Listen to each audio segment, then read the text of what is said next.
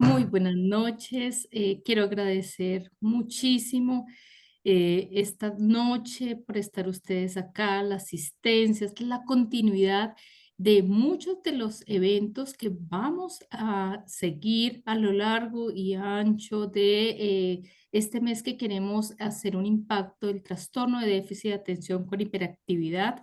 Y hoy me honra tener a unos grandes amigos que quiero que los aprovechen al máximo. Soy la doctora Blanca Rodríguez. En este momento presido la Asociación Colombiana de Neurología y para mí es un honor presentar a nuestra expresidenta Irma Caro, amiga, colega, que de una forma muy bonita nos está ayudando en el Comité de Comunicaciones y es mi mano derecha en la Junta. Doctora Irma, gracias por aceptar esta invitación. Gracias al doctor Hernán Darío, gracias a Alejandra. Quiero que aprovechen estos espacios y bienvenidas todas las propuestas porque estamos escuchándolos para poder seguir aprendiendo entre todos, poder guiar a nuestros docentes, profesores, a todo el área de salud y comunidad en el conocimiento y tener unos lineamientos. Gracias a ustedes, el título de hoy es el trastorno de déficit de atención no espera, decisiones clínicas que cambian vidas, dirigido a todo el personal médico, pero estos son espacios para que todos podamos aprender. Bienvenida, doctora Irma. Muchas gracias, Blanquita. Realmente pues muy contenta de estar aquí y en nombre de la Asociación Colombiana de Neurología Infantil, ASCONI, pues les agradezco a todos por acompañarnos esta noche. Hoy queremos conversar sobre una condición que vemos a diario en la consulta y que aún genera grandes dudas, muchos temores y en ocasiones algunos abordajes tardíos. Esto es el trastorno por déficit de atención e hiperactividad o TDAH. Lo consideramos de mucha relevancia porque sabemos que el tiempo es clave y que las decisiones clínicas oportunas realmente transforman el futuro de estos pacientes. Este conversatorio de hoy está pensado especialmente para ustedes, médicos generales, pediatras, otros profesionales de la salud que atienden niños, que sabemos que también nos acompañan, porque son ustedes quienes están en la primera línea, quienes reciben la consulta y muchas veces sospechan el diagnóstico, aunque en algunos casos esto se puede retrasar. Y este es el punto más importante que nos ocupa hoy, pues el TDAH no da espera. Los doctores que nos acompañan hoy van a estar disponibles para aclarar y profundizar las inquietudes que ustedes tengan en relación a este tema. Les agradecemos que vayan anotando estas inquietudes en el chat para irlas resolviendo en el transcurso de la sesión. Entonces, como les decía nuestra querida Blanquita, hoy contamos con la presencia de dos especialistas con gran experiencia en este tema. Los doctores van a estar disponibles entonces para aclarar sus dudas.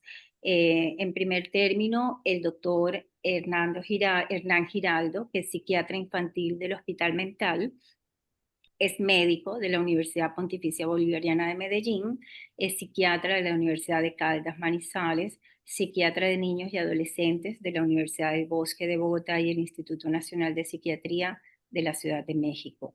Es expresidente del Comité Nacional de Psiquiatría Infantil, candidato a magíster en Psicología y Psicoterapia Infantil de la Universidad ISEP de Madrid. La doctora María Alejandra Benavides es médico de la Universidad Surcolombiana de Neiva, neuropediatra de la Universidad Militar, máster en autismo de la Universidad de La Rioja, máster en epilepsia de la Universidad Francisco Victoria y es integrante del Comité de Neurodesarrollo de ASCONI. Entonces, sin más preámbulos, pues le doy la palabra al doctor Giraldo, que va a iniciar con algo en relación al déficit de atención e hiperactividad. Adelante, doctor. Muchas gracias. Bueno, lo primero que voy a hacer es compartir con ustedes una presentación breve, rápida sobre lo que sabemos del déficit de atención, sobre lo que pensamos del déficit de atención, sobre lo que en este momento es el estado del arte del déficit de atención. Ante todo, muchas gracias a Sconi, a la doctora Blanquita, que la adoro, por haberme invitado. Para mí es una delicia estar con ustedes, porque yo aprendo mucho de los neuropediatras, porque quiero compartir lo poquito pues que en 20 años de psiquiatría infantil he aprendido, pero la idea es esa, la idea es como ver cómo nos podemos enriquecer mutuamente. Me cuentan si ahí se está viendo la presentación. ¿Todo en orden? Sí, señor. Listo. Muy bien. Quiero empezar con los comentarios de una mamá. Esta mamá me cuenta que le dijo al profe que le iban a poner medicación a su niña con TDAH y el profe, sin haberle dado el medicamento, de una dijo que la niña se iba a dopar, que eso no era necesario, que eso era malo. ¿Qué fue lo que te dijo el profesor acerca de tratar a la niña con el medicamento? Que no estaba de acuerdo con ese medicamento, que porque eso la mantenía dopada, y que él quería una alumna despierta, no dormida, y que eso le iba a traer muchos problemas académicos a Isabela, porque ella era una niña que no tenía nada. Entonces, bueno, ya a partir de ese momento que yo la traía acá, yo le empecé a dar medicamento, y ya ha mejorado muchísimo en la casa, pues en el colegio también, le va súper bien, gana los exámenes. ¿Y se dopó con la medicación? No, yo no he visto absolutamente, pues, como efectos contrarios, como lo que dijo el profesor. Listo, muchas gracias. Positivos. Perfecto, gracias. Bueno, entonces, sobre el déficit de atención se ha hablado mucho. Esto sí es una enfermedad, esto es un invento. ¿Qué pitos toca esto? Pues que los médicos se quieren tapar de plata formulando medicamentos, los medicamentos son malos. Lo primero es que sí es una patología, porque al interferir con el desarrollo normal de los niños y al generar un pronóstico complejo cuando se tiene el diagnóstico, podemos decir con seguridad que es una patología. Por ejemplo, miren los estudios que hablan de la relación con accidentes, con las adicciones, con fracaso escolar, incluso con suicidio. Hay estudios que muestran que aumenta la frecuencia. Es el trastorno más común en psiquiatría infantil. Los psiquiatras dividimos en dos temas, en trastornos externalizados e internalizantes. Los internalizantes son los que tienen que ver con mis emociones y mi pensamiento, y los externalizantes son los más frecuentes en Colombia y se caracterizan por problemas de inatención, por inquietud motora y por impulsividad.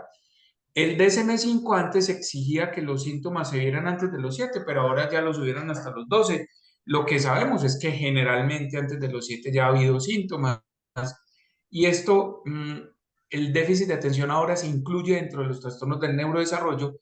Antes estaba más cerquita de los niños necios, como los que tienen TOD, trastorno oposicionista. Ahora ya están más cerca del autismo, porque parece ser que es un problema de la maduración neuronal. Tiene un origen biológico y hay elementos genéticos y ambientales que tienen que ver. Y esta patología impacta tanto el desarrollo social como académico, incluso puede producir síntomas afectivos. Históricamente, el déficit de atención existe y se ha reportado desde el siglo XVIII, desde 1700 y pico, con un señor que escribió un libro que se llamaba Los cuentos de Hoffmann. Sobre eso hay una ópera muy bonita. Y en los cuentos de Hoffmann hablaban de Felipe el Melenas, que era un chico muy inquieto, típico TH, como lo veríamos ahorita. Y es porque en un artículo de una revista muy famosa, de un periódico muy famoso en Colombia, salió un artículo de Der Spiegel, traducido, pero un poquito mal traducido, donde decían que el que inventó el déficit de atención en su lecho de muerte había confesado que todo esto era mentiras y que el déficit de atención no existía. Entonces, ni él lo inventó, es un gran investigador que ya falleció en Alemania, ni es mentiras el déficit de atención. Lo que él dijo en su artículo original era que a veces se abusaba del diagnóstico del tratamiento. Ahora, tenemos unos papás que se sienten angustiados, tristes, porque qué pereza llevar el niño al luquero y que les da miedo que los medicamentos o que las medidas, no necesariamente medicamentos que se pongan, le vayan a hacer daño al niño. Y son personas que han leído cosas en internet que generan dificultades, que generan confusión. Lo que sabemos es que es muy frecuente. En el mundo la distribución es de alrededor del 5,29%, pero en Colombia tenemos estadísticas mayores, hasta casi del 15 o del 18%, con un estudio que hizo Juan David Palacio entre Medellín y Manizales, que ya es un estudio clásico. Es más de niños, no tanto de niñas, y lo típico es que no viene solo. que viene combinado con otras patologías como trastorno oposicionista. Y una de las regiones con más déficit de atención es mi región. En Antioquia y el Viejo Caldas se ven las proporciones más altas del país en déficit de atención. Esa inquietud y ese acelerito que tenemos los países no es gratis. Y parece ser, pues, obviamente que al dividirse en tres subtipos, los que solamente son desatentos, los que solamente son inquietos y los que tienen de todo un poquito, el subtipo más frecuente, el combinado, es el que va del 50 al 70% de los casos. Es un trastorno hereditario. Hay unos avances muy grandes en el grupo GIPSI de la Universidad de Antioquia y el Hospital San Vicente Paúl, donde están tratando de encontrar el gen para el TDAH y que se ha avanzado mucho en ese trabajo. Hay elementos entonces que incluyen unos genes receptores de la dopamina generalmente y también tienen que ver con la serotonina. Y miren cómo la tasa genética tiene que ver con otras cosas, como la posibilidad no solo de tener TDAH, sino el riesgo de otras enfermedades como diabetes, como el inicio del fumar cigarrillo. Ese problema en la maduración cortical, entonces, es la causa y tenemos pues toda esta información que hay disponible para el que la quiera ver, que está completamente demostrado que no solo es una patología definida clínicamente, sino que también hay sustratos estructurales que explican estas anomalías. Hay factores que hacen que la enfermedad persista o se empeore y hay factores que hacen que no se desarrolle con tan mal pronóstico. Por ejemplo, la estructura familiar es algo que juega mucho en la posibilidad de que el pronóstico sea bueno o malo, la capacidad de resiliencia, el seguir o no seguir en el colegio. Y hay parámetros y factores que no solamente son orgánicos, sino también neurocognitivos. Pero entre los factores orgánicos se ha visto que hay unas tasas de variabilidad en la frecuencia cardíaca más altas en los chicos con TDAH y hay una respuesta galvanométrica a la conductancia eléctrica en la piel que es diferente en los pacientes con TDAH, parece que conducen menos. En los pueblos de Antioquia y en otros pueblos de Colombia hay un aparatico que uno coge y le dan manivela para que le pase electricidad a uno, parece como que a ellos les pasara menos. Incluso el electroencefalograma de ellos tiende a ser un poquito más aplanado que el común. O sea que hay sustratos orgánicos que están clarísimos. Las alteraciones del aprendizaje. Es una fisiopatología que incluye la etiopatogenia orgánica, unos fenotipos clínicos que tienen los tres síntomas básicos y un endofenotipo donde podemos ver déficit de control inhibitorio, aversión por aplazar. Es básicamente una alteración de corteza prefrontal que incluye alteraciones en el ejecutivo inicial, en el lóbulo prefrontal. Todo esto son las estructuras cerebrales, no solamente incluye el lóbulo prefrontal, también incluye cerebelo, que es una de las estructuras que cada vez estamos viendo que tiene más funciones aparte de los motores que aprendimos en la facultad. Hay disfunciones neuroquímicas y esto lo entendemos como se ha entendido casi todo en psiquiatría, porque descubrimos que los medicamentos que sirven para esto es porque actúan con estos neurotransmisores. Entonces, es como cuando se descubrieron los antipsicóticos. Primero vimos qué medicamentos mejoraban la psicosis y por eso entendimos la fisiopatología de la psicosis al estudiar esos medicamentos, donde los que principalmente juegan factores son la dopamina y la noradrenalina, que es donde actúan los principales medicamentos. Y esto explica por qué hay unos síntomas que a veces generan confusión como la labilidad emocional. Los chicos con déficit de atención tienen cambios emocionales muy frecuentes y uno ve que a veces en las evaluaciones neuropsicológicas ponen como diagnóstico que tienen depresión y no necesariamente. Los chicos con labilidad emocional por el TDAH tienden a cambiar de ánimo con mucha rapidez y no necesariamente cumplen criterios para una depresión, sino que hace parte de esos cambios del estado de ánimo al TDAH. Dentro de la fisiopatología, entonces tenemos conectividades cerebrales alteradas, incluso cosas tan interesantes como que los niveles del ácido cólico en TDAH son diferentes a los controles, el ácido nicotinurínico y la inosina. O sea, ya estamos encontrando marcadores biológicos claros que diferencian a los pacientes de TDAH con los controles. Dentro de la sintomatología, entonces tenemos los dos grupos, la inatención, la hiperactividad y la impulsividad. Y todo esto se asocia con comportamientos difíciles por su impulsividad, con problemas en las relaciones sociales. A veces los otros compañeritos no se los aguantan en clase, problemas del aprendizaje. Y esto genera que ellos se atrasen, que no aprendan, que les dé dificultad concentrarse, que sean desorganizados, que procrastinen, que les dé dificultad terminar lo que empiezan, que se paren mucho del puesto, que se monten donde no deben, que hablan más que... no, pues que no paren de estar emitiendo comentarios todo el tiempo y esto genera entonces que les cojan pereza también y la impulsividad hace que a veces hablen sin pensar, actúen sin pensar, que interrumpan en las clases, que interrumpan a los grandes y por eso les cogen perecita también en la casa. Y otras características incluyen el hecho de que tienen dificultades en la relación, en meterse en problemas, en que la autoestima baja y que reciban críticas constantes. Ya casi acabamos. Dentro de las comorbilidades, las principales son el trastorno oposicionista. Una cosa es ser necio, otra cosa es ser distraído, inquieto. Son dos cosas distintas, pero el 70% de los niños que vemos con TDAH tienen el problema de las normas, el trastorno oposicionista. También hay trastornos del aprendizaje, trastornos disociativos de la conducta en un 30% de los casos, TOC, tics, trastornos del sueño y trastornos del estado de ánimo. La comorbilidad varía según la edad que se tenga. Entonces los preescolares, por ejemplo, son más oposicionistas, los escolares ya empiezan a tener problemas de aprendizaje, los adolescentes ya empiezan a hacer síntomas de trastornos internalizantes y en los adultos vemos esos adultos que tienen inestabilidad laboral, inestabilidad en sus relaciones de pareja, incluso se parece mucho a los trastornos límites y hay personas dentro de la psiquiatría que pensamos que muchos trastornos límites realmente son personas con TDAH mal diagnosticado. Aquí están todos los criterios del DSM-5 que no los vamos a leer, que es como un resumen de los síntomas pues, que hemos hablado. Están los síntomas de inatención y están los síntomas de hiperactividad e impulsividad, que de manera interesante un cambio en el DSM-5 y fue el hecho de que ya se tuvo más en cuenta que algunos pacientes no muestran los síntomas sino hasta cerca de los 12 años. La forma de diagnosticar, usamos mucho el SNAP-4, que básicamente es un listado basado en el DSM-5, y lo que hablamos de pronóstico, que esto es muy importante para la discusión que vamos a tener ahorita.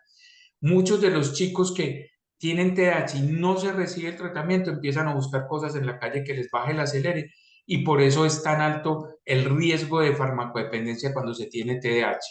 Las violaciones de tránsito, los accidentes son más frecuentes en adultos con TDAH que no han sido tratados. El rendimiento académico no es tan bueno como los que no tienen TDAH. Y lo que les decía ahorita, hay estudios que muestran una P muy significativa donde el aumento del riesgo de que haya comportamientos suicidas o parasuicidas sea mayor. Incluso ahora estamos comenzando un estudio en el Hospital Mental de Antioquia donde relacionamos el cutting, las conductas autoagresivas no suicidas, con el TDAH. O sea que el TDAH se vuelve una patología que está detrás de otro montón de cosas que vemos. Dentro del tratamiento no solo es medicación, es también educar a los papás, es hablar con los maestros, es darles apoyo psicológico y psicopedagógico. La medicación es necesaria, pero es cuando ya hemos agotado otros pasos. Eso sí, cuando los casos son muy severos y la calidad de vida de los pacientes se está viendo afectada por el proceso, es bueno empezar a tiempo la medicación. Y hay que tener en cuenta que no podemos trabajar solos únicamente con medicamentos. Es importante trabajar en equipo. De las patologías que más requieren trabajo en equipo con neuropsicología, con psicopedagogía, es el déficit de atención. Ahora, la mayoría de los casos que nos llegan a los especialistas y subespecialistas son casos moderados a graves y estos casi siempre requieren medicación. Pero el tratamiento farmacológico también es amplio, no solamente están los estimulantes, aunque son los que mejor han funcionado en el déficit de atención. También tenemos los tricíclicos, el bupropión, la clonidina, la guanfacina para los que viven en otros países, el modafinil, la reboxetina y la venlafaxina para los adolescentes. Y el tratamiento debe ser ante todo multimodal.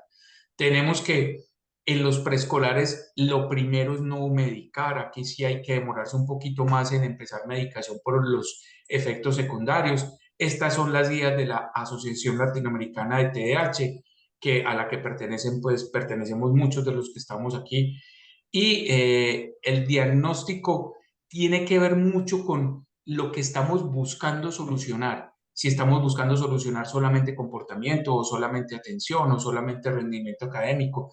Y ya aparecen otras alternativas con unos resultados variables: mindfulness, la dieta, la reducción de los aditivos, la actividad física, la musicoterapia y nuevos medicamentos que ahora se están estudiando. En Colombia, desgraciadamente, por circunstancias pues X, no tenemos acceso ni siquiera a los medicamentos más básicos como metilfenidato o atomoxetina, pero en el mundo no solamente se usan eso, sino que ya están apareciendo otras moléculas y otras alternativas no farmacológicas, como el uso de juegos en línea para mejorar la concentración. Entonces, uno de los grandes enemigos de las mamás y de las maestras, que son los juegos en línea, porque a veces distraen a los niños, los cansan para empezar a estudiar, ahora se están usando como unos aliados para el manejo. Aquí está todo lo que les decía: la dieta sin gluten, la dieta hipocalórica, dieta con probióticos. Dentro de todas las opciones, todavía se están estudiando. Entonces, para terminar, es una patología muy común, no tratarla genera consecuencias y hay muchos tratamientos de los cuales podemos tomar pues la opción, pero eso sí, cuando vamos a escoger un tratamiento, escojámoslo basados en lo que el paciente necesita y lo que las evidencias muestran como que sí funciona. Es básicamente como un resumencito chiquito que tenía para darles del TDAH, del estado del arte ahorita. Ahora sí, demos paso a las preguntas, a la conversación. Muchas gracias, Hernán. Realmente muy completo. Este ha sido como un resumen desde la fisiopatología, causas, manejo. Ya has dicho pues prácticamente casi todo. Así que la verdad te felicito porque mucha información en poco tiempo y muy útil. Gracias. No veo yo que en el chat los participantes nos hayan hecho todavía ninguna pregunta, pero yo sí quisiera que nos ayudaras, sobre todo para los médicos de primer nivel, médicos generales, los pediatras, otros profesionales, ¿cuáles serían esas claves prácticas para nosotros llegar a un diagnóstico de TDAH? Alejandra, tú también si nos puedes ayudar con eso. Tenemos pruebas, ¿qué es lo que utilizamos para esas claves de diagnóstico? Bueno, ¿voy yo o al doctor primero? No, dale tú, Aleja, por favor. Bueno, buenas noches. Muchas gracias por la invitación y por la participación de todos los que están conectados. Bueno, pues el diagnóstico del TDAH es eminentemente clínico, ¿sí? Y eso es lo primero que tenemos que tener en cuenta todos los profesionales de la salud. No necesitamos ningún laboratorio especial, no necesitamos una resonancia, no necesitamos electroencefalogramas, porque el diagnóstico es clínico. ¿Qué tenemos que evaluar mucho?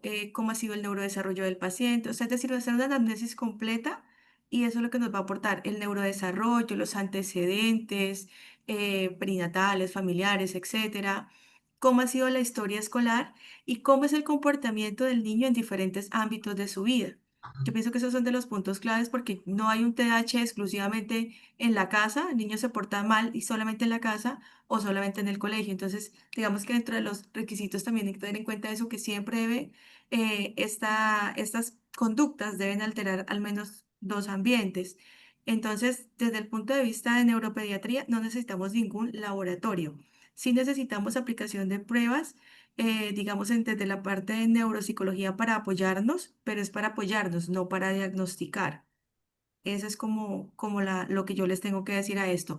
Yo le anexaría de pronto que en muchos niños con alteraciones del comportamiento, sí es muy importante dentro del interrogatorio y la anamnesis tener en cuenta cómo es el patrón de sueño, porque cuando el sueño de los chicos se altera, que puede ser muchas veces por motivos orgánicos convencionales, o sea, normales, como una rinitis, una sinusitis, entre otras cosas, estos chicos pueden al otro día tener un mal comportamiento, pueden tener inatención, pueden tener dificultades académicas y digamos que desde de los diagnósticos diferenciales que tenemos que incluir en eso.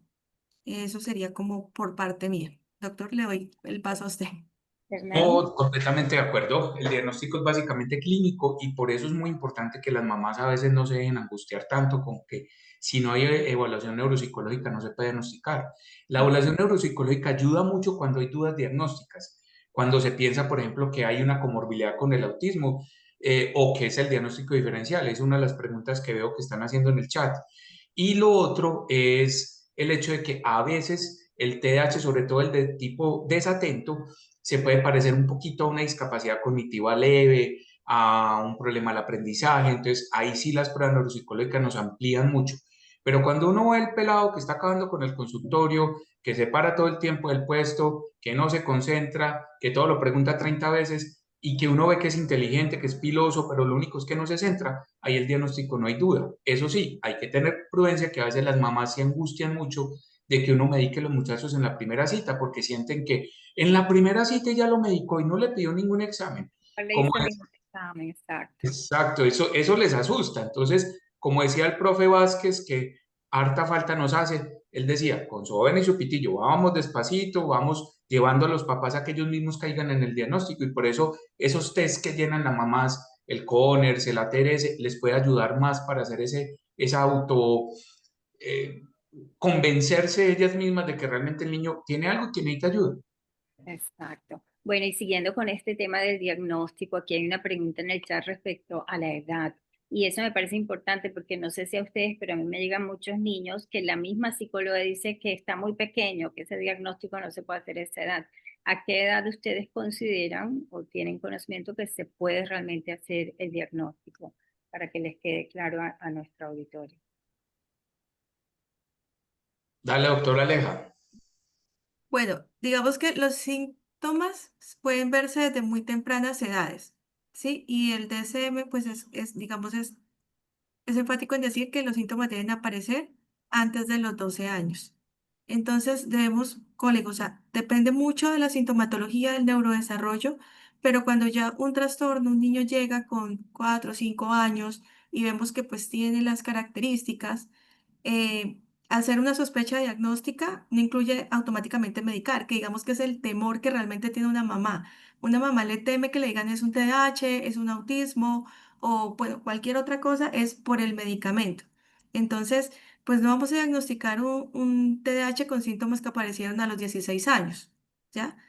Pero tampoco vamos a diagnosticar de pronto un TDAH con síntomas a los 2 años. No podemos decir si el niño es inquieto, es hiperkinético, tiene cositas, tiene banderitas, pero pienso que en ese tema sí hay que ser prudente. Entonces, yo diría que después de 4 o 5 años incluso podemos llegar a cumplir muchos de los criterios del DSM-5.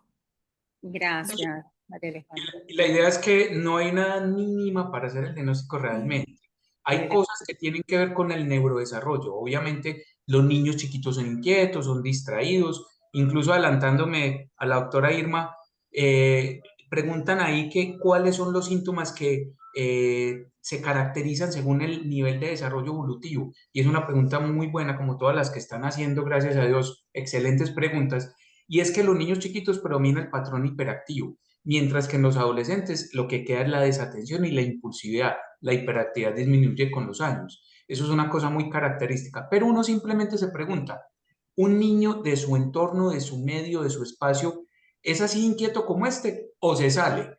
Porque obviamente no es lo mismo un niño de la región paisa a un niño, por ejemplo, de Pasto o Boyacá, que tienen otros perfiles comportamentales distintos. Los niños de Antioquia o de la costa son más inquietos, hablan más que recién echado. En cambio, la gente que vive en el altiplano es un poquito más tranquila, más mesurada. Es comparar con su entorno, sin importar la edad, si se está saliendo de lo normalmente esperado para ese momento. Bueno, gracias. Yo creo que sí es muy importante que profundicemos un poquito en esa pregunta que tú comentaste antes en relación al autismo, porque realmente a veces es difícil. Yo en lo personal, cuando tenemos niños del espectro autista que están en niveles muy leves, tipo 1, a veces es difícil distinguir si es un TDAH muy severo y el niño simplemente no atiende porque tiene un severo déficit de atención. ¿Qué tips, qué cositas nos ayudarían como a distinguir entre los dos? Inclusive a veces hay coexistencia, ¿verdad? Entonces a veces como, pero ¿qué le dirían ustedes a esta persona que nos hace esa pregunta? ¿Qué tips considerarían importantes para hacer esa diferencia? Bueno, el TDAH y el autismo pueden coexistir. Son dos trastornos, puede coexistir TDAH, autismo y déficit cognitivo. Entonces partamos de ahí que todos pueden estar juntos. Eh, debemos basarnos mucho en los criterios diagnósticos de cada uno.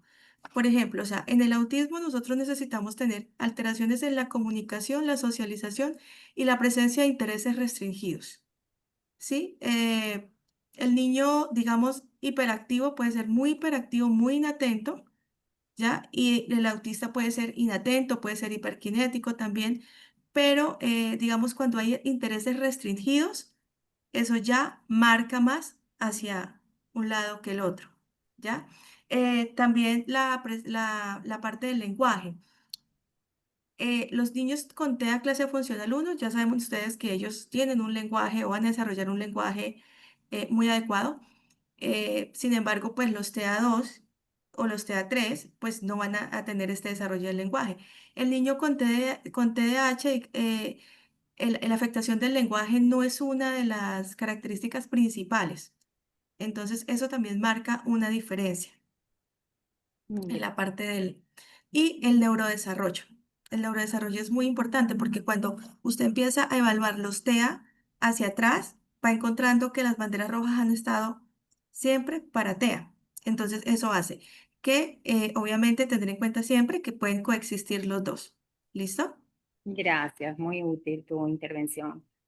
Siguiendo entonces un poquito con la intervención de estos niños ya con un diagnóstico, ya nos contaba el doctor que contamos con la ayuda del apoyo terapéutico, no farmacológico y también contamos con un tratamiento farmacológico. Pero hay una pregunta acá, además, ¿qué hábitos saludables de vida nos pueden ayudar a mejorar esa calidad de vida en los niños y adolescentes con TDAH? Bueno, ahí sí es muy importante que el niño esté ocupado, que el niño tenga deporte, que el niño tenga una buena repartición del tiempo. Si el niño le vamos a exigir únicamente que esté sentado en un escritorio todo el tiempo, eso no es bueno. Es bueno que el niño se desconecte un poquito de los aparatos electrónicos. Yo siempre les digo a las mamás las 3 o 4 reglas con el celular. Nunca antes de hacer tareas porque se sientan a estudiar cansados. Nunca durante las tareas en la medida de lo posible porque entonces se distraen cuando están estudiando. Nunca antes de dormir, porque disminuye la melatonina y no descansan bien los niños. Y cuarto, muy importante que no sea demasiado tiempo al día, incluso negociar. Juegas con tu celu, pero sales a jugar al patio. Vas a jugar un ratico Fortnite o alguna cosa, si no te pone de mal genio, si no te pone mal, pero también vas a meterte en un equipo de fútbol, vas a hacer karate. El tipo de estructuras que dan los deportes de equipo, sobre todo, ayudan mucho a que el niño autorregule. Una de las cosas que más tienen los niños con déficit de atención es la discapacidad de aplazamiento. Cuando yo juego en un equipo de fútbol, no me pasan el balón siempre a mí y tengo que esperar, tengo que tolerar que los otros también tienen turnos. Eso es bueno tener buenos hábitos de alimentación y una cosa fundamental con la que hago mucho énfasis es con el sueño. Los niños tienen muy mala higiene del sueño, en especial los adolescentes. Tienden a acostarse tarde y a levantarse tarde. Sobre todo los niños que estudian al mediodía, de las 12 a las 6 o 7, se levantan a las 10, 11 de la mañana, porque es que yo entro a las 12. Los niños rinden más en la mañana. Entonces es bueno que las tareas las hagan en la mañana los que estudian por la tarde. Y los que estudian en la mañana, que las hagan temprano al llegar a casa, para que después les quede tiempo para hacer las cosas que les gustan. Entonces, para resumir, deporte, buen horario, buen uso de la alimentación, buen uso de actividades extracurriculares, ojo con el uso de aparatos electrónicos y sobre todo hacer las tareas temprano, porque si las hago tarde estoy de mal genio y estresado porque ya me tengo que acostar. Básicamente por ahí va la cosa. Listo, muchas gracias. Entonces, además de eso, sabemos que contamos con una herramienta muy valiosa que es el tratamiento farmacológico. ¿Cuándo decidimos nosotros iniciar ese tratamiento? O sea, ¿en qué casos? ¿Cuándo dices tú, bueno, listo, necesito este apoyo? Y si lo decidimos iniciar, ¿cuánto tiempo debe recibirlo? Y además, preguntan acá si se puede iniciar antes de los 10 años o tenemos que esperar a la adolescencia para poder iniciar un tratamiento farmacológico. Aleja, ¿empiezas tú? Bueno, yo pienso que el medicamento se tiene que iniciar cuando hay afectación de la calidad de vida del paciente y, o sea, digamos, si la impulsividad, la hiperactividad, todo esto pone o sea, trastorna la calidad de vida del niño, pone en riesgo su integridad o pone en riesgo la integridad del otro porque resulta que le gusta prenderle candela a los pupitres o a los cuadernos, pues hay que medicar, ¿cierto? Y la medicación, no, o sea, no se debe iniciar, o sea, uno no tiene que esperar a los 10 años para iniciar la medicación. La medicación se debe iniciar en el momento en que se necesite. Obviamente los medicamentos tienen, digamos, como unas pautas por nuestros, por el, o sea, por los laboratorios de a qué edades, en qué edades están probados y qué no. Pero digamos que el medicamento se debe iniciar en el momento en que se necesite, ¿ya? Obviamente tener en cuenta que un medicamento no va a ser un milagro, no es la pastilla milagrosa que va a hacer que el niño que no se queda quieto, que no atiende en clase, se tomó la pasta hoy y mañana ya es otro, no. Esto es un tratamiento es un manejo conjunto, es un trabajo en equipo y necesitamos también el apoyo con las terapias. Yo le anexaría algo a la pregunta y para que me ayude el doctor Hernán, porque es algo que tengo mucho en la consulta y es, digamos, en TDAH, en TA, perdón, digamos que cuando yo tengo síntomas de agresividad y otras cosas, yo inicio risperidona y digamos que los resultados son buenos. En el TDAH, ¿qué tan bueno es iniciar con uno o con los otros, teniendo en cuenta que tenemos una gama más amplia de medicaciones? Bueno, lo primero es que los casos leves no se medican, los moderados el Ujú. 50% y los graves o severos todos. Esa es la Todos. primera cosa. No hay una edad límite, aunque realmente las guías empiezan desde la etapa preescolar. O sea que con preescolares podemos intentar medicación. Y el medicamento que más eficiencia ha tenido en el tratamiento del TDAH es la Ritalina, es el metilfenidato. No le busque más, los estimulantes son los mejores. Ahora, podríamos empezar solo con metilfenidato y sin risperidona si la agresividad es muy marcada, porque el solo metilfenidato podría mejorar tanto la parte atencional como la comportamental. Incluso hay recomendaciones de metilfenidato en trastorno oposicionista desafiante y trastorno de la conducta, el antiguo llamado disocial, incluso si no hay TDAH, porque al bajar la impulsividad puede mejorar también la agresividad. Más bien la risperidona se la adicionamos cuando el metilfenidato no ha sido suficiente o yo lo uso la risperidona cuando son niños muy pequeños a los que sí es mejor no darles metilfenidato. Esa prefiero usarla después de los 5 años, pero con niños hasta los 3 o los 2 años se les puede utilizar risperidona. Entonces ahí sí arrancaría con risperidona más que con metilfenidato. Incluso lisdexanfetamina se ha usado en niños escolares. Entonces, muy bueno el comentario de la doctora Aleja. La idea es que todo depende de las necesidades. Y si la necesidad está marcada porque está interfiriendo con la calidad de vida del niño y de su entorno, porque hay que pensar en una pobre mamá aporreada yendo al colegio todos los días o a unos compañeritos con un lápiz clavado en la cabeza a diario. Entonces, también hay que pensar en la calidad de vida del entorno. Bueno, Gracias. Bueno, bueno. ¿y qué evidencia o qué han visto ustedes, además de la evidencia científica que pueda haber en cuanto al neurofeedback? ¿Hay evidencia de que funcione? ¿Qué dice Uy, Aleja? Primero las damas. yo pienso, pues diga, eso fue un tema casualmente que cuando yo estaba haciendo residencia, me pusieron a revisar en ese momento. No hagan cuentas. ¿Vale? Digamos que lo que se ha encontrado y lo que yo he visto en muchos casos es que hacen una serie, no, o sea, lo llaman neurofeedback, por así decir, pero hacen un manejo muy integral en la parte cognitivo-conductual, o sea, otras cosas, y le llaman neurofeedback. Entonces, digamos que no es sola, es como la palabra a veces, y el papá compra esa palabra más es un tratamiento que, digamos, ya está aprobado y estandarizado para otras cosas. O sea, es como que le hacen eso. No sé si me logré explicar. Le hacen algo de otras terapias y le ponen como ese nombre. Eso es lo que yo he visto en muchos casos.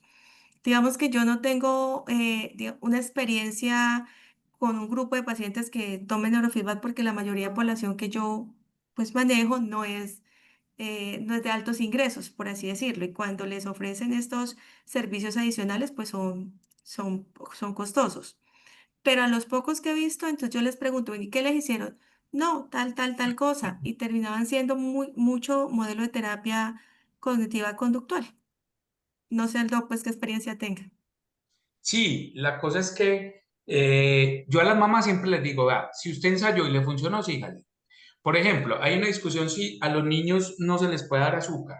Realmente no hay una evidencia que eso sea cierto, pero hay mamás que me juran y rejuran que cuando el pelado come azúcar o algo dulce, taquete, las dificultades aparecen. Entonces yo le digo, mire señora, yo no tengo evidencia para decirle que eso sea verdad, pero si usted siente que al mermar el azúcar se porta mejor, hágale. Entonces lo mismo con el biofeedback. Eh, Hay poca evidencia realmente fuerte que avale que funcione, pero hay niños a los que les está funcionando. Entonces a esos niños sígaselo haciendo. Yo primero, antes de utilizar cosas con poca evidencia, utilizaría primero las que tienen más evidencia. Doctora Irma, usted me deja, yo contesto una que está por ahí en el tintero que me parece chévere contestarla. Claro que sí. Y es que preguntan si la asociación de consumo de sustancias con TDAH es por el TDAH o por el uso de los estimulantes. Y Sí, la pregunta me parece buenísima porque es una pregunta que hacen mucho las mamás. Y la claro. respuesta es, claro, no es por el uso de estimulantes. Incluso el uso de estimulantes disminuye el riesgo de TDAH. Incluso había una cosa muy interesante, es que cuando yo era residente, pues en los años de UPA, se decía que a los farmacodependientes no se les da Ritalina por el potencial abuso y eso cambió radicalmente. Ya se sabe que a los pelados que tienen farmacodependencia y TDAH, darle la Ritalina disminuye la ansiedad de consumo, que es curioso. Entonces, eso ha cambiado, o sea, la satanización que antes se tenía para el medicamento, que es un medicamento barato en su mayor parte, pues cuando lo traen al país, pues de manera responsable, es un medicamento que no es tan costoso y es un medicamento que mejora mucho la calidad de vida y el pronóstico. Y al contrario, baja el riesgo de consumo de sustancias que el riesgo de por sí lo da el TDAH. Gracias, la verdad es bien interesante y le estaba guardando como para el final, como una perlita. Ay, perdón, me adelanté, me adelanté. Me parece excelente y es una pregunta frecuente y un temor que los padres tienen cuando uno decide medicar. Eso es más, yo creo que no solamente los padres, algunos profesionales, ¿cierto? Que los envían y dicen, no dejes que lo mediquen porque le va a pasar esto. Esto es muy real. Entonces es importante eso que nos acaba de decir Hernán, saber que más bien previene todas estas complicaciones a la adolescencia en lugar de producirlas. Entonces es importante transmitir esta información a los padres para que se sientan más seguros con el tratamiento. Muchas gracias. Por aquí, bueno, esa pregunta que tú dijiste de las etapas madurativas o de crecimiento, que ya la respondieron, agradecemos que vino desde Perú. O sea, tenemos personas conectadas desde Arequipa, Perú. Muchas gracias. ¿Qué otra cosita por aquí me pareció interesante? Preguntan sobre biomarcadores. Creo que ya hablamos del tema diagnóstico, de las pruebas necesarias no son necesarias. Bueno, les dejo a ustedes que contesten si el análisis de esos biomarcadores está implementado en en la consulta, si tiene CUPS, si realmente pues son útiles. Bueno, No, no son necesarios No, y no hacen parte pues de la rutina pues para hacer el diagnóstico de déficit de atención. Son cosas que se hacen en estudios ya más profundos de universidades americanas y muestran cómo su cuerpo y su bioquímica es diferente a la de los que no tienen TH. Por ejemplo, hay una imagen que a mí me encanta mostrarle a las mamás, que es el PET, el PET, que muestra una hipoactividad en los pacientes con TDAH y una actividad normal en las que no tienen.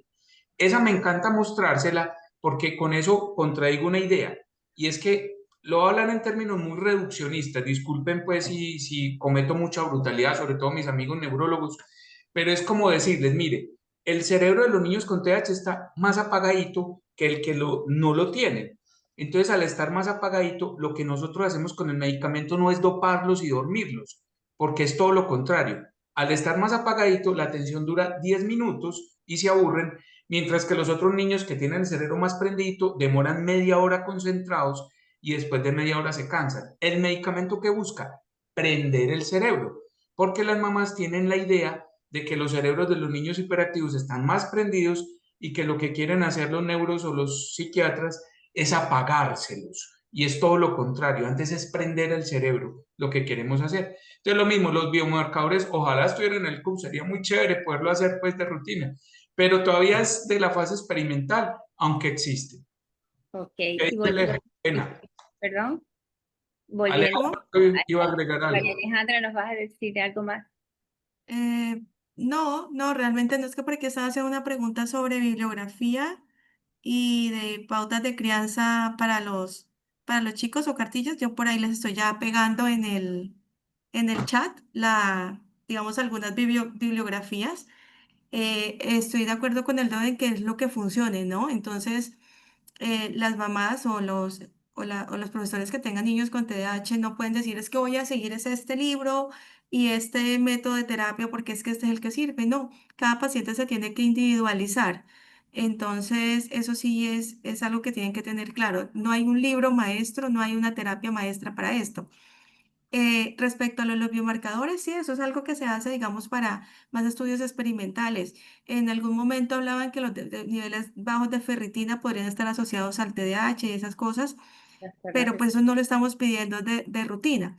Pero digamos que parte de que hagamos una buena anamnesis nos guía hacia diagnósticos diferenciales o de condiciones sistémicas que puedan estar afectando comportamiento y la parte de atención en los niños. Entonces, si el niño está anémico, si el niño está desnutrido, si tiene fases de hipertiroideo o hipotiroideo. Entonces, es como individualizar al paciente y hacer como tomar una decisión clínica como en cualquier otra condición.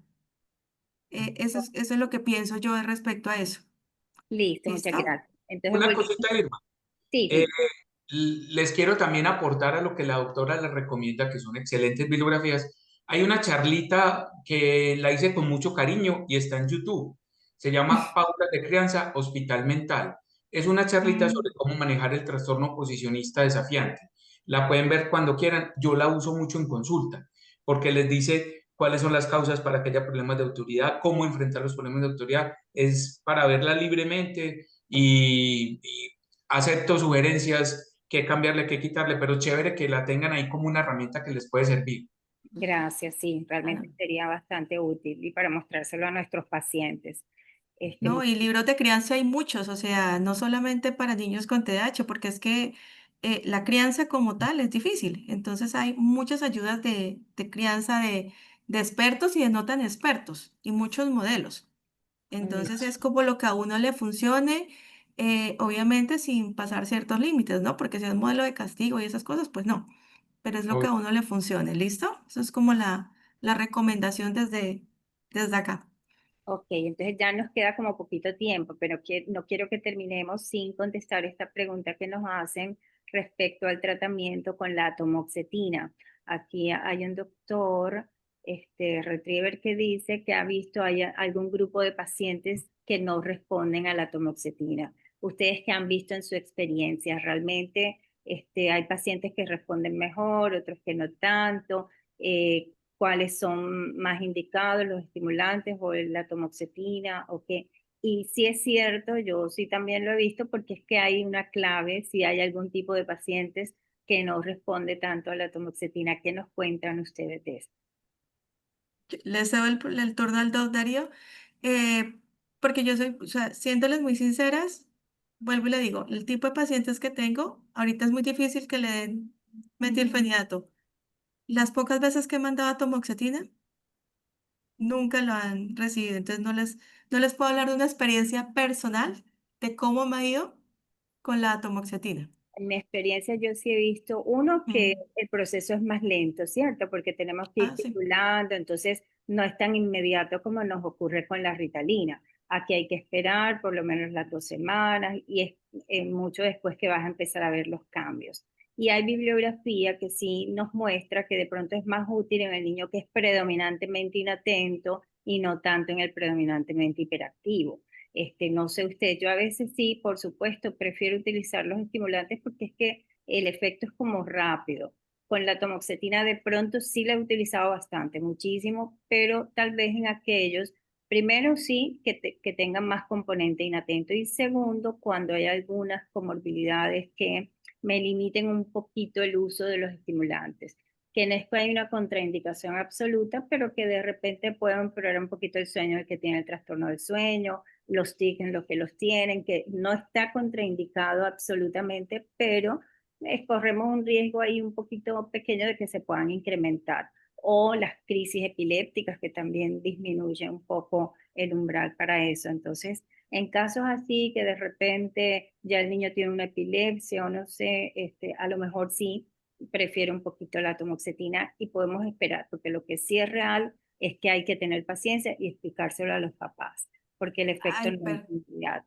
sí, pero perdón, te interrumpo. Respecto a eso, que por la epilepsia no das metilfenidato, No, no es que no la eh, dé, porque si no tengo respuesta con otros, lo puedes mm, utilizar. Por eso te hablo que no, no hay una contraindicación absoluta. sí, Pero Mm. sí porque voy a ser cuidadosa porque he visto, de hecho sí me ha pasado, yo tengo muchos años de trabajar en esto y sí he tenido casos puntuales en niños. Yo sé que ustedes y todos ven en la bibliografía que muchos niños con TDAH tienen descargas de puntas, sobre todo en las áreas el centrales, 40%. y muchos nunca tienen una crisis, pero ojo, hay algunos que de pronto sí tengan el antecedente familiar y me ha pasado ese niño que llega a la consulta, que le inicia el metilfenidato y al poco tiempo convulsiona. Esos papás no vuelven, esos papás no aceptan otra medicación otra vez, aunque tú sepas que de pronto igual lo iba a tener. Igual le Entonces, va a tener. vas a dificultar una adherencia a tratamiento. Entonces, por eso, a veces tampoco uno está seguro, porque si tú lees, realmente sí disminuye un poquito el umbral. Entonces, no sabes si es que el niño realmente tiene su predisposición y qué tanto pudo colaborar el uso del metilfenidato. Entonces, yo no es que no lo uso, pero sí, en algunos casos, prefiero irme con los Lo otros. usas con precaución, sí, porque Compre. realmente en los pacientes epilépticos, eh, digamos, no hay una contraindicación real para el uso que incluso fue uno de los temas que hace poco también yo estuve revisando, y con metilfenidato pueden estar bien. Lo mismo pasa en los tics. Si Mm, tú lees también, cada vez más se habla de que en realidad tampoco hay una contraindicación absoluta. Pero, ojo, es que uno también aprende de la vida. No mm, todo es lo que está en la bibliografía. Entonces uno aprende cuando tienes el niñito con unos cuantos tics y le inicias el tratamiento y te regresa y los padres súper enojados con el tratamiento, no quieren saber más de medicación porque el niñito exacerba sus tics. Entonces uno va aprendiendo que aunque no haya esa contraindicación absoluta, va siendo como más cuidadoso y si puedes utilizar otros, pues a menos que con esos otros definitivamente no ves el resultado y toca echar mano de estos que sabemos que son súper efectivos, ¿sí? Y entonces cuéntenme, Hernán, ¿qué has visto tú o qué has leído en relación a la tomoxetina, que es lo que realmente nos preguntan acá?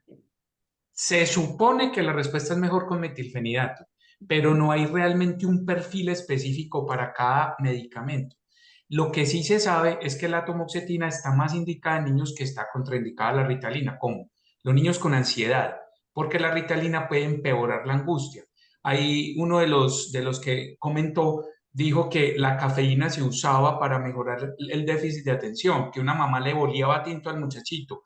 Hubo un estudio en los años 90 con cafeína aquí en Antioquia y mejoraban, porque el principio es ese, es un estimulante. El problema es que da mucha angustia y se tuvo que parar entonces el estudio porque los niños no podían más del temblor, la taquicardia y la ansiedad. Entonces, en ese perfil de niños es mejor la tomoxetina. O en niños que tienen bajo peso o tendencia a bajar de peso, porque incide más en el peso la ritalina que la tomoxetina. De pronto por eso. Pero básicamente esa sería como la recomendación. Eh, Excelente. Están preguntando algo que yo no quiero que se nos pase y es Las neuropsicológicas. sobre lo de qué. Las pruebas neuropsicológicas, si Eso, estarlas es, repitiendo, está. exacto. Pues les voy a mostrar un artículo que salió en este periódico Pulso, no sé qué tan confiable será, donde dicen que no está permitido que estén exigiendo pruebas cada año. Primero, las pruebas mm, solamente se adiós, pueden hacer gracias. cada 3 o cada 4 años. Las pruebas no se tienen que hacer cada año porque pierden su confiabilidad. Aquí está el artículo. Y además, las pruebas se hacen una vez y el coeficiente intelectual no cambia. El diagnóstico no cambia. Lo que cambia de pronto es la severidad del déficit de atención secundario a todas las intervenciones que se han hecho. Entonces no estoy de acuerdo con un gasto tan grande como hacer pruebas neuropsicológicas al son de los cocos cada año, eso no. Sí, yo Y creo aplica para todas las condiciones. las trastornos del neurodesarrollo. Yo creo que hablando de esto, las dos asociaciones deberíamos unirnos y hacer algún comunicado que llegue a los colegios, que son los que están exigiendo mucho eso, los propios neuropsicólogos que nos remiten al niñito y ponen control en un año. No aprueban tanto y la mamá cree que es que tú no se la quieres mandar otra vez. Entonces, creo que tendríamos que hacer esa aclaración por escrito como a la comunidad, tanto médica como de padres y cuidadores. Así Entonces, es. doctores, yo creo que en aras pues del tiempo, ya son casi las 8, no sé si ven otra pregunta por aquí que yo no. Una del Hay una pregunta, piracetam. eso, el piracetam, y hay otra sobre el electrocardiograma. ¿Usted qué experiencias tiene, doctora Alejandra, doctora Irma, con el piracetam? Porque yo sí he tenido experiencias con él. Yo no lo realmente. El No. piracetam es un medicamento que el nombre comercial es Neurobasal y es Sí, un Ujú. medicamento que se utiliza en pacientes pues, con deterioro neurocognitivo. Pues en la época en que no había Ritalina, que hasta ahora está muy igualito, pero ahora aparece, desaparece. Yo he usado piracetam y los pacientes la toleran bien y los pacientes tienen una mejoría, no pues grandiosa como con la Ritalina que las mamás llegan pues diciendo este es otro muchacho, pero sí ha habido buenas respuestas. Gracias a la doctora Alicia que nos colgó el link de lo de las pruebas neuropsicológicas, porque yo creo que a todos nos hace falta darle esa tranquilidad a las mamás. Y lo del electro, ¿ustedes qué opinan? yo creo que es más una tranquilidad que una necesidad. Es, es más es lo mismo que el electroencefalograma. Exactamente, O sea, lo tomamos y si sale algo, pues digamos, va a tranquilizar a la mamá porque vamos a decir, no le vamos a poner algo que posiblemente le vaya a afectar a su hijo, pero de rutina pienso que no. Otra de las no, cosas que yo noto es perdóname Aleja, la, lo del electro, sobre todo cuando hay historia de muerte súbita en ujú, la familia, ahí sí sí, de pronto, Los familiares sí, pero importantes. como es que, pero por lo menos sale una taquicardia o una, ¿cómo es? Una arritmia respiratoria, que es muy común por la edad de nuestros pacientes. Queda uno como que, bueno, mamá, pues Flor, sí. Y lo mismo pasa con un electroencefalograma. Si lo pedimos de rutina, lo que decía la doctora Irma, 40% de los niños van a tener alteraciones y eso no contraindica que iniciemos un tratamiento o que hagamos un diagnóstico. correcto. Bueno, muchas gracias. Entonces, Entonces, ya para terminar, quisiera que acá ambos doctores nos digan y contesten esta pregunta. ¿A quién hay que remitir los pacientes? Dicen aquí. ¿Al psiquiatra o al neuropediatra? es Yo un estoy manejo tomando tinto, conjunto. yo estoy tomando tinto, que la autora conteste. Es un manejo conjunto, o sea, los pacientes tienen un trastorno neurobiológico que afecta el comportamiento y afecta su aprendizaje y entre otras cosas del neurodesarrollo. Entonces pienso que es un trabajo conjunto, o sea, y el diagnóstico debe ser apoyado por ambos profesionales, al igual que el tratamiento. Digamos que hay que ponerse, o sea, usted remítalos a ambos y al que primero le llegue que inicie como este abordaje y el otro va complementando. ¿Ya? Pero pues depende en estos momentos en Colombia, depende más de la disponibilidad del profesional que tengamos. Ok, Correcto, muchas gracias. Estoy totalmente de acuerdo. Es una buena unión y por eso vamos a Ujú. seguir trabajando de la mano, ¿cierto? Las dos asociaciones. así es. Les agradezco muchísimo. No sé si antes de cerrar, qué pena, estoy leyendo aquí, entre Ritalina y Concerta, ¿cuál preferencia? Depende. La Ritalina es más barata, más fácil de conseguir y se puede triturar en esos pelados que no les gusta tomarla y que uno le dice, bueno, te la voy a triturar para que no la puedas botar. En ese sentido tiene una ventaja. La Concerta tiene la ventaja de que se toma una vez al día y no toca estar persiguiendo al muchachito 2 y 3 veces al día para que se tome las otras dosis, pero es más costosa, escasea más. Ahora, es curioso. Yo he tenido pacientes que empiezo con Concerta porque tienen el poder para comprarla y no les va bien. Y con Ritalina sí les va bien. Entonces las guías latinoamericanas, por ejemplo, sugieren eso. Cambie la forma de presentación. Si no hubo respuesta con una forma de acción inmediata como la Ritalina, cámbiela por Retar o viceversa. Entonces, Depende de lo que usted quiere. En muchachos grandes es mejor la Concerta, porque los adolescentes no le van a tener la paciencia de tomarse 2 y 3 tabletas al día.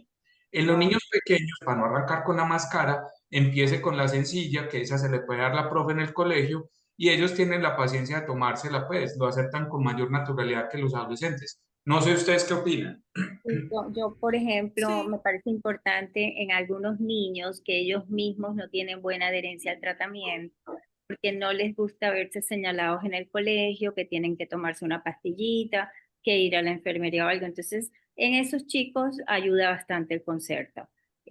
O en los que dices tú que a veces son 2, 3 dosis que tenemos que dar, de pronto es mejor utilizar el Concerta. Eso ha sido mi experiencia. Así es. depende, sí, lo mismo, depende del volumen de medicación que tenga que dar. Si la dosis de Ritalina es alta, toca escalar. Listo. Bueno, entonces yo creo que con esto hemos aclarado bastantes inquietudes de nuestro auditorio. Les agradezco muchísimo a todos los presentes que se han mantenido hasta ahora. Les recordamos que esta charla queda grabada, que la pueden escuchar en nuestro canal de YouTube, así como otras webinars que hemos hecho tanto para padres como para profesionales de la salud.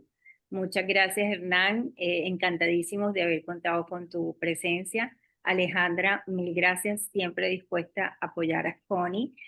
Blanquita, por supuesto, por su gran gestión. Y Diana Medina, que es nuestra mano derecha, sin quien no podríamos hacer nada de esto. A todos los presentes, muchísimas gracias. Los esperamos en próximas reuniones. Que tengan una linda noche. Gracias, hasta luego. Muy buena noche, Gracias. gracias. Un abrazo. Hasta luego. Hasta luego.